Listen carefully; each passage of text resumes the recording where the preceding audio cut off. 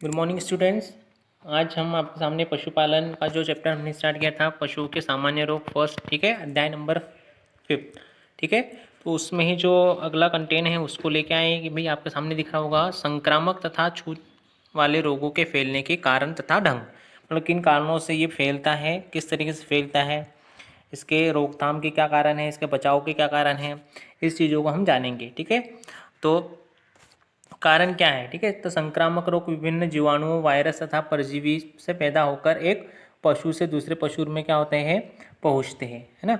स्वस्थ पशु में इसका प्रकोप उपयुक्त कारणों द्वारा होता है। जब स्वस्थ पशु को रोगी पशु के सीधे संपर्क में लगता है, ठीक है, जब संपर्क लगता है तो उनके छूत में इसका प्रकोप छूत वाले रोग कहते हैं, ठीक है।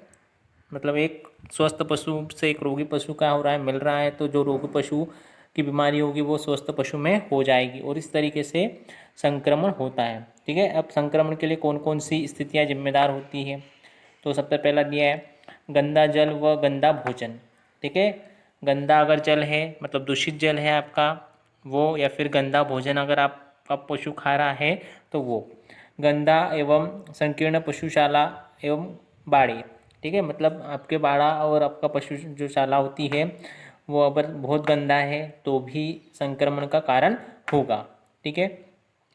अनुचित प्रजनन, ठीक है, मतलब प्रजनन भी सही तरीके से होना चाहिए, ठीक है। रोगी एवं गंदे ग्वाला, ठीक है, ग्वाला जो होते हैं आपके मतलब बछड़ों से बात की गई है यहाँ पे, ठीक है। रोगी एवं गंदे ग्वाला, अनियमित प्रबंध, ठीक है, अधिक पशुओं का एक साथ रहना, ठीक है, मतलब ज़्यादा पशु भी एक साथ रहने नहीं चाहिए, ठीक है। और उनको जो रखने की व्यवस्था है वो भी है ना पर्याप्त दूरी में होना चाहिए, ठीक है। तो कुछ इस तरीके से कारण दिए गए हैं आपके बुक्स में कि किन किन कारणों से, ठीक है, संक्रमण होता है या किन किन कारणों से संक्रमण के फैलने का है ना फैलने की गुंजाइश होती है, संभावना होती है, ठीक है। रोग फैलने के ढंग, है ना, मोड्स ऑफ इन्फेक्शन, तो किस तरीके से फैलेगा वो बताया गया यहाँ पे। त्वचा द्वारा, मतलब जो आपकी चमड़ी होती है, त्वचा होती है, उसके द्वारा फैल सकता है। भोजन प्रणाली द्वारा, मतलब भोजन किस प्रकार से आप प्रोवाइड कर रहे हो पशुओं को, उसके द्वारा भी ये रोग फैल सकता है। जनन भाग तथा मूत्र प्रणाली द्वारा, ठीक, जनन या फिर मूत्र प्रणाली जो होती है आपकी उसके द्वारा हो सकता है।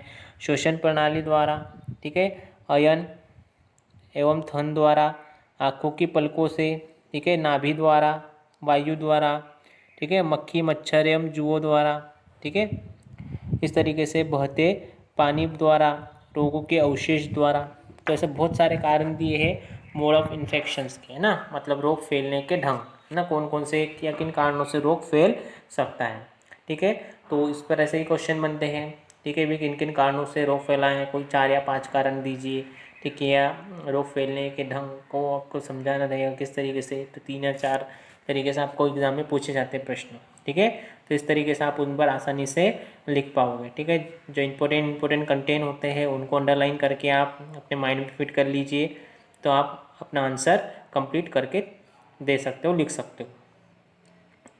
अगला जो टॉपिक है वो क्या है, संक्रामक एवं छूत के रोगों की रोकथाम एवं बचाव के उपाय, ठीक है। अब रोग तो देखिए किस तरीके से फैलते हैं, अब यहाँ पे क्या हो रही है, बचाव की बात हो रही है, मतलब किस तरीके से अगर संक्रमण अगर हो गया या छूत का रोग अगर हो गया तो उससे क्या, किस तरीके से हम उसको रोक सकते हैं या किस तरीके से उससे बचाव कर सकते हैं, क्या क्या उपाय होते हैं, ठीक है। अब संक्रामक एवं छूत रोग बहुत ही भयानक होते हैं, ठीक है, और हम देख भी रहे हैं, ठीक है, कोरोना को जिस तरीके से सारी दुनिया में उसने आतंक मचाया हुआ है, ठीक है। तो उसी तरीके से जितने भी संक्रामक रोग होते हैं या छूत के रोग होते हैं वो बहुत भयानक होते हैं, ठीक है। जब रोग पशु में प्रकट हो जाता है तो उसका ज़्यादा उसका उपचार कठिन होता है, ठीक है। हमारे देश में पशुओं की संख्या गांवों में अधिक होती है जिन्हें रोगाग्रस्त होने पर तुरंत उपचार नहीं मिल पाता, ठीक है, देखा भी होगा आपने, ठीक है, क्योंकि शहरों में तो मतलब ये पशु पालना कठिन काम होता है थोड़ा सा, ठीक है। बट गाँवों में क्या होता है ना, उनकी पूर्ण व्यवस्थाएं होती है, ठीक है। बस क्या नहीं होता है, तो जो तकनीकी प्रशिक्षण होता है वो किसानों को नहीं होता है, और फिर ना डॉक्टर्स वगैरह की व्यवस्थाएं भी नहीं हो पाती है, तो दिक्कत आती है, थोड़ी सी परेशानी होती है।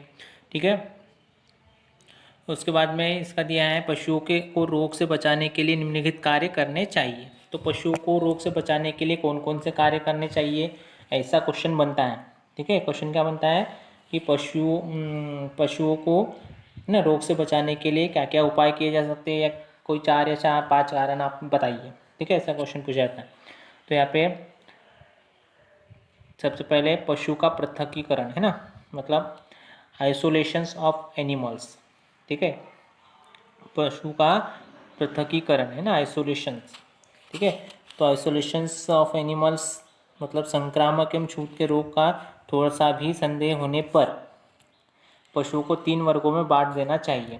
ठीक है, पशुओं को कितने वर्गों में बांट देना चाहिए, 3 वर्गों में। ठीक है, तो पहला दिया है रोगग्रस्त पशु, मतलब जो इफेक्टेड है, मतलब जिसको हो गया है रोग, उसको अलग रख देना चाहिए।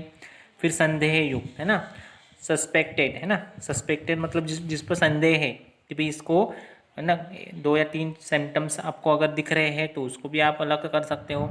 ठीक है, और तीसरा जो है आपका स्वस्थ है ना, मतलब जो हेल्थी है ना, जो हेल्थी है स्वस्थ है, उसको संक्रमण नहीं हुआ है तो उसको अलग कर देना चाहिए, संदेह जिस पर है उसको अलग कर देना चाहिए, और जो पूर्णतः रोगग्रस्त हो चुका है, इफेक्टेड हो चुका है, उसको अलग कर देना चाहिए। ठीक है, तो सबसे पहला क्या दिया इसमें, पशु का पृथकीकरण, मतलब आपको पशुओं को बांट देना चाहिए। ठीक है, अब क्योंकि आपके अधिकतर पशु क्या होता है एक ही जगह पर रहते हैं, तो एक ही जगह पर रहने के कारण उसमें कुछ संक्रमित हो गई। ठीक है, कुछ में संक्रमण ठीक है जा चुका होगा, या कुछ स्वस्थ हो गए, तो इस तरीके से आपको सबसे पहले पशुओं को अलग अलग बांट देना चाहिए। ठीक है, दूसरा जो दिया है रोग की पशु चिकित्सक को सूचना। ठीक है, दूसरा कारण क्या होता है, रोग की पशु चिकित्सक को सूचना। ठीक है, मतलब जो पशु चिकित्सक होता है, मतलब ठीक है ढोरों का इलाज करने वाले जो चिकित्सक होते हैं, ठीक है, तो उनको आप रोग के बारे में बताएंगे कि किस किस प्रकार का रोग आपके पशुओं को हुआ है। तो गांव में रोग फैलते ही निकटवर्ती पशु चिकित्सक को तुरंत सूचना देनी चाहिए। ये आप काम करना चाहिए आपको, ये दूसरा काम। ठीक है, चरागाहों का बदलना ना, चेंज ऑफ पस्चर्स है ना, जो बोलते हैं चरागाह, मतलब जहाँ पे आपके ढोर चरते हैं, तो प्राय एक गांव के पशु दूसरे गांव के क्षेत्र में चरने को जाते हैं। ठीक है, यदि पास के गांव में रोग फैल रहा है तो पशुओं को वहाँ चरने नहीं भेजना चाहिए, क्योंकि आपने देखा होगा कि जो ठीक है चारागाह होते हैं तो उसमें सभी प्रकार के ठीक है सभी प्रकार के गाँव के जो रहेंगे ढोर आते हैं, और ठीक है चारे का सेवन करते हैं, तो एक से दूसरे में संक्रमण फैलने की चांसेस बहुत रहते हैं। ठीक है, तो इस तरीके से भी आप बचा सकते हो संक्रमण से अपने पशुओं को। ठीक है, तो पशुओं को नियमित रूप से टीका लगवाना। ठीक है, अगला जो है आपको क्या करना है, पशुओं को नियमित रूप से टीका लगवाना है ना, वैक्सीनेशन जिसको हम बोलते हैं, तो आपको ना कंटिन्यू वैक्सीनेशंस करना चाहिए। ठीक है, नियमित रूप से। संक्रामक एवं छूत वाले रोगों जो विशेष ऋतु में होते हैं, जैसे गलघोटू है, ठीक है बरसात के अंत में होता है गलघोटू रोग, मतलब ठीक है गले में क्या हो जाती है, सूजन हो जाती है, जिसके कारण फिर जो आपका पशु होता है उसको सांस लेने में तकलीफ होती है, और इस तरीके से आपका पशु है ना समाप्त हो जाता है, उसकी मृत्यु हो जाती है, तो इसलिए इसको गलघोटू रोग बोला जाता है। इस रोगों के टीके राजकीय पशुपालन विभाग से निःशुल्क लगाए जाते हैं। ठीक है, अतः प्रत्येक पशुपालक को नियम पूर्वक प्रतिवर्ष रोग का टीका पशु को लगवा देना चाहिए। ठीक है, मतलब आपको पशुओं को ना प्रतिवर्ष ये टीका लगवाना चाहिए। ठीक है, और ये मुफ्त में रहता है, जो भी आपका स्वास्थ्य प्राथमिक स्वास्थ्य केंद्र होता है ठीक है पशुओं का, वहाँ पर। ठीक है, ऐसा करने से पशुओं में रोग से बचाव की शक्ति आ जाती है। ठीक है, गलघोटू, लंगड़िया तथा पोकनी रोगों के टीके निःशुल्क क्रमशः मई जून अगस्त सितंबर तथा अक्टूबर नवंबर में लगाए जाते हैं। देखिए मंथ भी दे दी है यहाँ पे, मतलब मई जून अगस्त ठीक है सितंबर अक्टूबर नवंबर में लगाए जाते हैं। ठीक है, अभी अगस्त आपका चल रहा है, तो अगस्त से सितंबर के बीच में आप अपने पशुओं को लगा सकते हैं। ठीक है, आगे जो दिए हैं मरे पशु के शव एवं अन्य संपर्क में आई वस्तुओं को समाप्त करना।